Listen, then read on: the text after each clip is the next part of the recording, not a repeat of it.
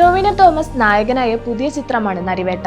ചിത്രത്തിലെ മിന്നൽ വള കയ്യിലിട്ട പെണ്ണഴകെ എന്ന പ്രണയഗാനം സിനിമയുടെ റിലീസിന് മുന്നേ തന്നെ പ്രേക്ഷകരുടെ ഇഷ്ടഗാനമായി മാറിയിരുന്നു.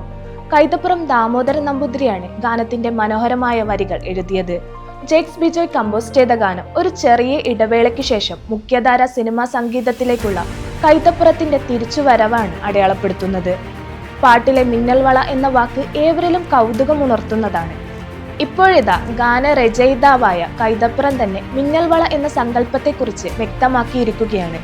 ജിഞ്ചർ മീഡിയ എന്റർടൈൻമെന്റ്സിന് നൽകിയ അഭിമുഖത്തിലാണ് അദ്ദേഹം ഇക്കാര്യങ്ങൾ വ്യക്തമാക്കിയത്. കാളിദാസന്റെ ഇതിഹാസ കാവ്യമായ രഘുവംശത്തിൽ നിന്നാണ് താൻ മിന്നൽ വള എന്ന വാക്ക് കടമെടുത്തതെന്ന് കൈതപ്പുറം പറഞ്ഞു. ഭൂമിപുത്രിയായ സീതയുടെ കൈകളിൽ മിന്നൽ വളയായി രൂപപ്പെട്ടിരുന്നു. ഇതാണ് താൻ ഗാനത്തിൽ ഉൾപ്പെടുത്തിയതെന്ന് അദ്ദേഹം വ്യക്തമാക്കി. മിന്നൽ വള ശരിക്കും കാളിദാസനിലാണ് പോയി എത്തിച്ചേരുക. ശ്രീരാമൻ സീതയ്ക്കൊപ്പം ലങ്കയിൽ നിന്ന് തിരിച്ചു വന്നത് ഒരു പുഷ്പക വിമാനത്തിലാണ്. അന്നത്തെ വിമാനം എന്ന് പറയുന്നത് കൈ പുറത്തേക്കിടാൻ കഴിയുന്ന തരത്തിലുള്ളതാണ് എന്നാണ് കഥയിൽ പറയുന്നത്.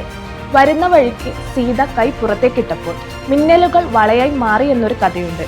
അതിന് വേറൊരു ന്യായം കൂടിയുണ്ട്. സീത ഭൂമിപുത്രിയാണ്, അതിനാൽ എർത്താണ്, അപ്പോൾ മിന്നൽ ചുറ്റും എന്ന് അദ്ദേഹം പറഞ്ഞു.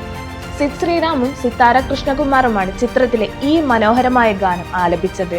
2003 മുത്തങ്ങ സമരത്തെ ആസ്പദമാക്കി നിർമ്മിച്ച നരിവേട്ട ഇതിനോടകം തന്നെ വലിയ പ്രേക്ഷക പ്രീതി നേടിക്കഴിഞ്ഞു.